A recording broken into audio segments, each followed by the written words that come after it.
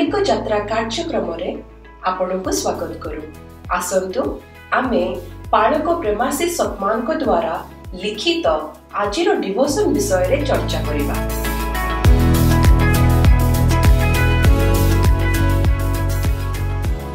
Praise the Lord. Praise the Lord. आज आमे गोटे बहुत गुरुत्वपूर्ण विषय रे कथा हेबा। पालक प्रेमाशीष सतमानकर गोटे लेखा अछि, ईश्वर आपणको अणदेखा करिनांती। हाँ आज्ञा। सेइटा उपरे टिके गभीर भावरे देखिबा। हाँ। मूल प्रश्नटा हला जहा बोधे बहुत लोकंक मन को आसे। हाँ निश्चय आसे। जेतबेले आमे कष्ट पाऊ सेतबेले माने परमेश्वर कोन सतरे हमकु देखंतिनी कि आम दुखर कारण भी से निजे। आज्ञा एटा बड़ प्रश्न। तो आज आमे चेष्टा करिबा लेखकंको दृष्टिकोण को बुझिबा पई परमेश्वरंकर प्रकृत स्वभाव कोन आउ ए कष्ट समय रे आम सह तांको संपर्क केमिति। हाँ कारण देखंतु जेतेबेले जीवन रे बहुत संघर्ष चली थाए। हाँ मनरे आसे एमिति काहे की होउची, परमेश्वर कोन ए सब करूछंती किंबा भय लागे से कोन मोठारु मो खुशी नै जाउछंती। हाँ एमिति चिंता विश्वास को दोहले दिए पार। निश्चय। किंतु जानिछंती लेखक एठी पूरा उल्टा कथा कहउछंती, बहुत दृढ़ भावरे। कोन कहउछंती से कहउछंती परमेश्वर आम शत्रु नुहंती, बिल्कुल नुहंती। जेतेबेले आमे किछि हराउ मने हुए जेमिति के नेई गला। हाँ किंतु लेखक स्पष्ट करूछंती परमेश्वर चोरी करंती नाही, बरं से तो दियंती।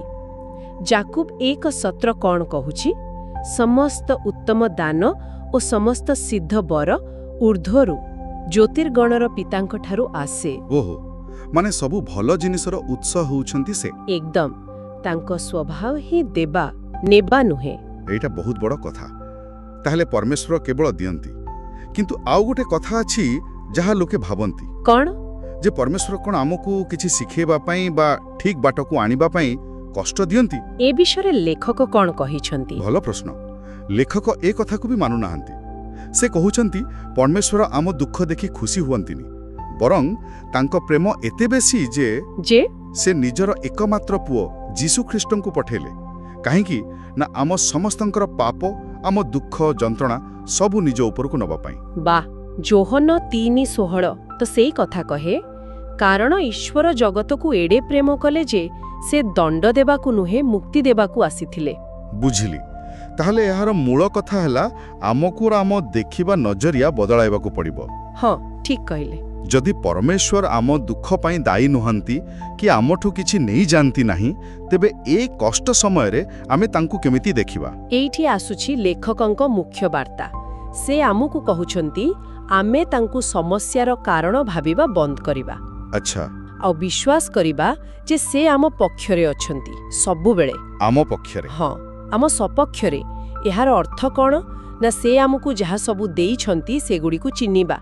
आम जीवन, हाँ तांको पवित्र आत्मा, बाइबल रे हजार हजार प्रतिज्ञा, बहुत किछि अछि। आज्ञा आ लेखक मने पकई दउछंती जेतेबेले बड़ बड़ चैलेंज आसे जीवन रे, हाँ सेतेबेले रोमिया 8:31 रो सत्य को जाबुड़ी धरिबा को हेबो। कोन अछि सेतिरे? जदि ईश्वर आंभमानक सपक्ष तेबे आंभमानक विपक्ष किए?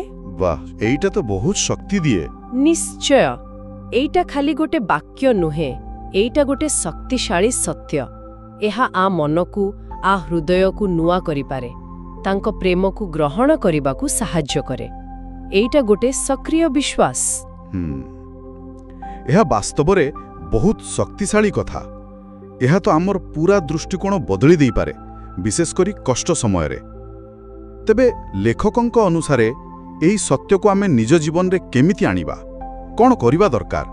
लेखक किछि व्यवहारिक परामर्श देउछंती, जेमिति कि आमे बाइबल पढ़िबारे, अध्ययन करिबारे अधिक समय दबा। हाँ तांको वाक्य रे। आज्ञा प्रार्थना करिबा आउ चेष्टा करिबा परमेश्वरंक प्रेम को व्यक्तिगत भावे अनुभव करिबा पई। निजे अनुभव करिबा। हाँ एमिति कले आमे सेही परिपूर्ण जीवन बंची पारिबा जहा से आम पई चाहंती, एपरि कि बड़ बड़ आह्वान भितरे भी। बहुत बढ़िया। तेबे पालक प्रेमाशीष सत्यमानंक लेखार मूल कथा हैला जे परमेश्वर आम विरुद्ध रे नुहंती ना, केबे नुहंती, बरं सबुबेला आम सपक्षरे अछंती। से आमको अणदेखा करंतिनी कि आमर क्षति करंतिनी, ବରଂ ନିଜ ପ୍ରେମ ଦ୍ୱାରା ଆମକୁ ସାହାଯ୍ୟ କରନ୍ତି। एकदम ठीक। ଏଇ ଆଲୋଚନା ଶୁଣିଲା ପରେ ଗୋଟେ ପ୍ରଶ୍ନ ମନକୁ ଆସୁଛେ ନୁହେଁ କି? ହଁ ଆଜ୍ଞା, ଗୋଟେ ଗଭୀର କଥା ଚିନ୍ତା କରିବା ପାଇଁ ଅଛି ଏଠି। କଣ ସେଇଟା? ଯଦି କେହି ଜଣେ ବାସ୍ତବରେ ପ୍ରତିଦିନ ପ୍ରତି ମୁହୂର୍ତ୍ତରେ ଏହି ବିଶ୍ୱାସକୁ ନିଜ ଭିତରେ ଦୃଢ଼ କରି ରଖନ୍ତି ଯେ ପରମେଶ୍ୱର ସର୍ବଦା ମୋ ସପକ୍ଷରେ ଅଛନ୍ତି, ତେବେ ଭାବନ୍ତୁ ତ ଏହି ଗଭୀର ଆତ୍ମବିଶ୍ୱାସ ତାଙ୍କୁ ଦୈନନ୍ଦିନ ଜୀବନର ଛୋଟ ବଡ଼ ସମସ୍ୟା, ନିରାଶା, ଭୟ ଏସବୁକୁ ସାମ୍ନା କରିବାରେ କେତେ ସାହାଯ୍ୟ କରିବ। ବହୁତ ବେଶୀ। ଏହି ଗୋଟିଏ ବିଶ୍ୱାସର ପ୍ରକୃତ ପ୍ରଭାବ କ'ଣ ହୋଇପାରେ ଜୀବନରେ, ଏଇଟା ନିଶ୍ଚିତ ଭାବରେ ନିଜେ ନିଜେ ଅନୁଧ୍ୟାନ କରିବା ଆଉ ଅନୁଭବ କରିବାର ବିଷୟ। ବାସ୍ତବରେ ଏକ ଚମତ୍କାର ଚିନ୍ତା। ଏହା ଉପରେ ନିଶ୍ଚୟ ଭାବିବା କଥା। ଆଜି ପାଇଁ ଏତିକି। ପ୍ରେଜ୍ ଦ ଲର୍ଡ। ପ୍ରେଜ୍ ଦ ଲର୍ଡ।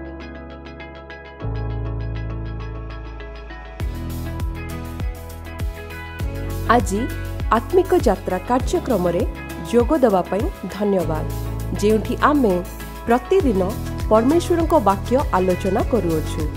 ଯଦି ଏହି କାର୍ଯ୍ୟକ୍ରମ ଆପଣଙ୍କୁ ଆଶୀର୍ବାଦ ଦେଇଅଛି, ତେବେ ଏହାକୁ ଆପଣ ଫ୍ୟାମିଲି ଆଉ ଫ୍ରେଣ୍ଡସ୍ ହ୍ୱାଟ୍ସଆପ୍ ଗ୍ରୁପରେ ସେୟାର କରନ୍ତୁ।